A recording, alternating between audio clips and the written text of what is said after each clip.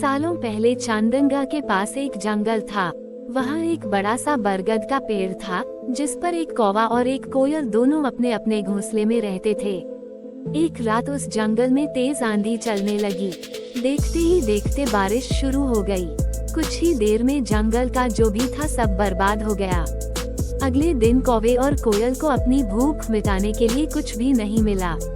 तभी कोयल ने कौवे से कहा, हम इतने प्यार से इस जंगल में रहते हैं, लेकिन अब हमारे पास खाने के लिए कुछ नहीं है। तो क्यों न जब मैं अंडा दूं, तो तुम उसे खाकर अपनी भूख मिटाना, और जब तुम अंडा दोगे तो उसे खाकर मैं अपनी भूख मिटा लूंगी। कौवे ने कोयल की बात पर सहमति जताई। संयोग से सबसे पहले कौवे ने अंडा दिया और कोयल ने उसे खाकर अपनी भूख मिटा ली। फिर कोयल ने अंडा दिया।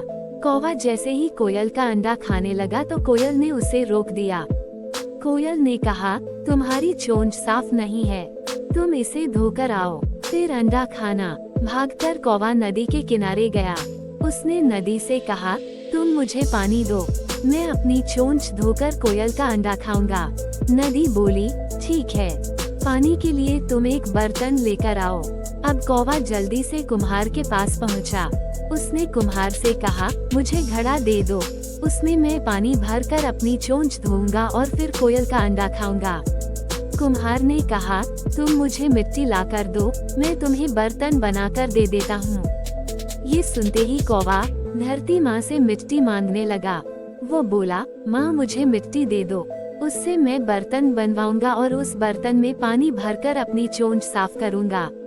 फिर अपनी भूख मिटाने के लिए कोयल का अंडा खाऊंगा। धरती माँ बोली, मैं मिट्टी दे दूंगी, लेकिन तुम्हें खुरपी लानी होगी, उसी से खोदकर मिट्टी निकलेगी। दौड़ते हुए कौवा लोहार के पास पहुँचा। उसने लोहार से कहा, मुझे खुरपी दे दो, उससे मैं मिट्टी निकालकर कुम्हार को दूंगा और बर्तन लूंगा। फिर बर्तन में पानी भरूंगा और उस पानी से अपनी चोंच धोकर कोयल का अंडा खाऊंगा। लोहार ने गर्म गर्म खुरपी कौवे को दे दी। जैसे ही कौवे ने उसे पकड़ा, उसकी चोंच जल गई और कौवा तड़पते हुए मर गया। इस तरह चतुराई से कोयल ने अपने अंडे कौवे से बचा लिए। कहानी से सीख। कौवे और कोयल की कहानी यह सीख देती है कि दूसरों पर आंख बंद करके भरोसा नहीं करना चाहिए। इससे नुकसान खुद का ही होता है।